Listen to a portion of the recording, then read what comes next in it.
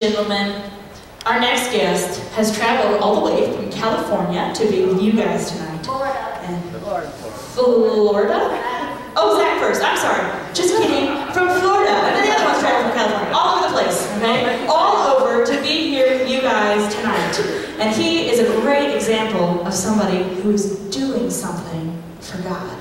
No matter his age, no matter the obstacles, he has done something. And he is here tonight to talk to you about how you can do something in the same way. Because our God is big. Amen? Amen. Amen. Please give a warm welcome to Mr. Zach Bonner.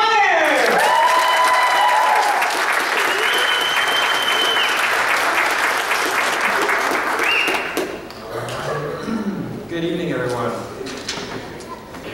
All right, well, first off, I want to thank you all for this opportunity to come and speak to you tonight and share some of my story. We've had such a wonderful time here at this event. Have you guys had an amazing time? Yeah, it's been a fantastic weekend so far, and it's been a fantastic week for us. And for that, I actually want to thank a few people. I want to thank PJ for setting all of this up and for bringing us in for this event. Yeah.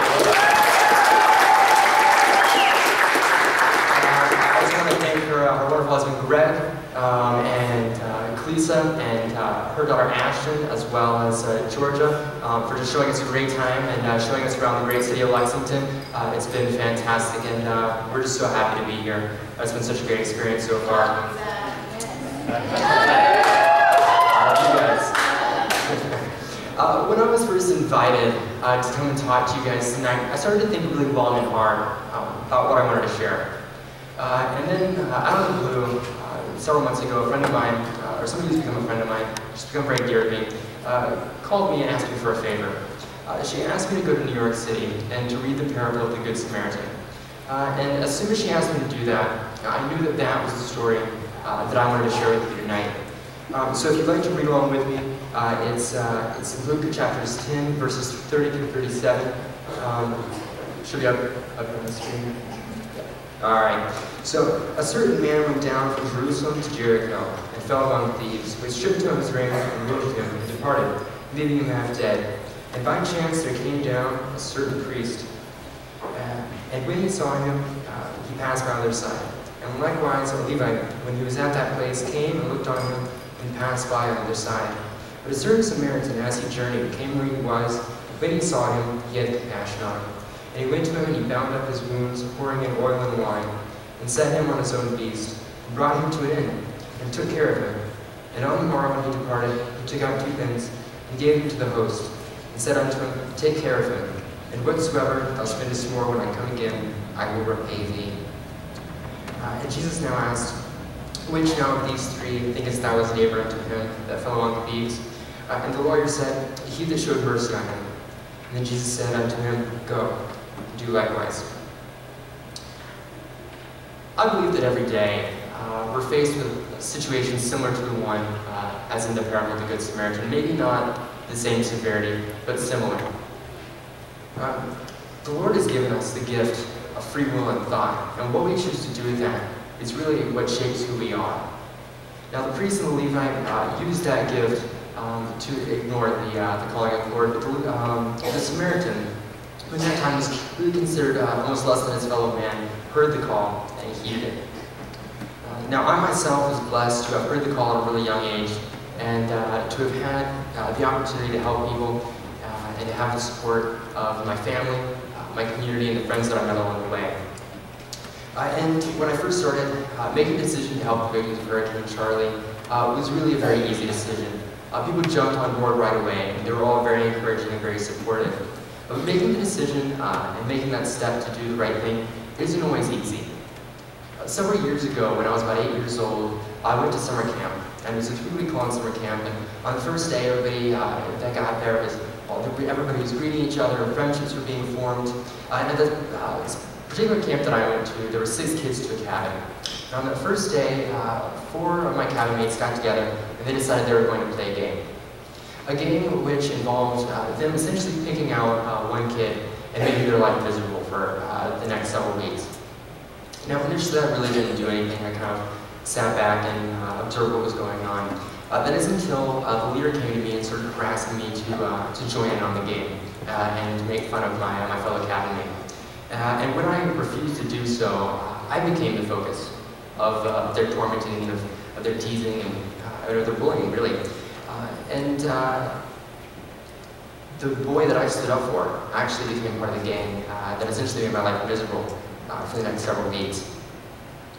Now, my point is that there are going to be times in your life where it's important to do the right thing, even if it's really hard. My actions never changed their treatment of me. I never even really affected their behavior.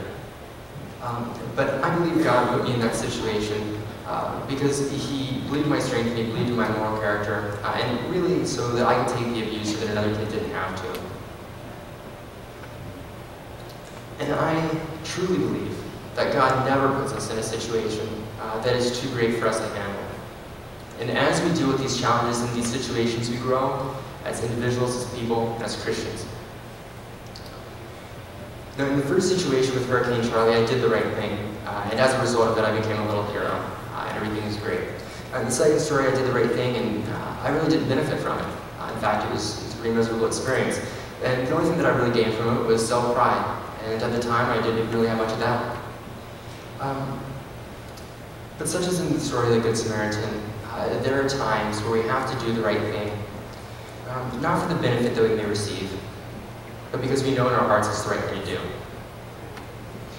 Martin Luther King once said that there comes a time when one must take a position that is neither safe, nor political, nor popular, but he must take it because conscience tells him it is right. Now, all three of the men in the story of the Good Samaritan were all of good basic moral character, and while some people may argue as to why the priest and Levite didn't stop to help, I choose to believe it was because they were scared. It was a long road filled with lots of curves and bends, and it was a perfect place for a man to be robbed and beaten. Yet the Samaritan, he believed and he trusted in God to protect him in his time of need. And he didn't think to himself, what will happen to me if I choose to help this man, but rather, what will happen if I choose not to? And thus putting others before himself. And really I felt that same kind of connection when I learned about homeless youth and about their plight. Much like the three men in the story, I was faced with a decision. I could continue on as if these kids, didn't exist, as if the problem didn't exist. Or I could change my path and my destination to help these kids, and I knew that was what I was really supposed to do. That's what I was meant to do. Because I felt compassion for kids that had nothing. I wanted them to know that they weren't alone, that they were more than a statistic, that to me, they were really important. And I wanted them to know that I understood, that other people understood, that they each were individuals and each had their own story, and I really, really wanted to share with people their stories so that they would know. And around that time, I discovered that I had a voice, and that people were listening to me. And I'm sure that part of it was because I was a novelty sort. Everybody thought that it was cute that there was this little kid walking around to help people. And but I really didn't care what they thought, because I learned early on that everybody will judge you in whatever way that they want. And you really have a decision at that point. You can let what other people think about you alter your decisions, or you can do what you know is right. And sometimes it can be a miserable experience. Sometimes people might not even notice. But at the end of the day, you know what you did, but you know that you did what was right. You know that God is standing with you, that God is supporting you, and that God has your back. Before I go tonight, I want to share one more quick story with you. This is really one of my favorites. And it goes like this. A young man is walking down a beach on which thousands and thousands of starfish have washed up. And as he's walking, he sees an old man that's pretty consistently stooping down to pick up these starfish and gently throw them back into the ocean. And so he catches up with the old man, and the young man says, "Why are you throwing starfish into the ocean?" And the old man replies, "Because the sun is going out, because the sun is coming out, the tide is going out, and if I don't, they will surely die." And to this, the young man replies, "But old man, there are miles and miles of beach, and thousands of starfish all along it. Even if you work all day, you won't be able to save all of them. You won't even be able to save 1/10 of them. In fact, even if you work all day, you won't make a difference at all." And the old man listens calmly, and he stoops down and he picks up a starfish, and he gently throws it into the ocean. And he said, well, you know what? To that one, I changed its world. I made a difference to that one.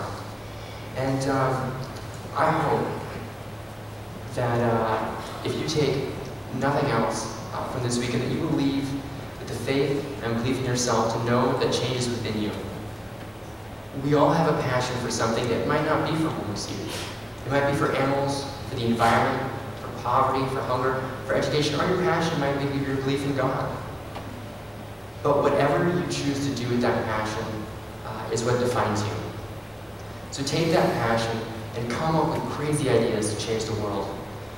Because as Steve Jobs once said, those who are crazy enough to think they can change the world are the ones who do. Thank you so much for having me here tonight. Thank you so much.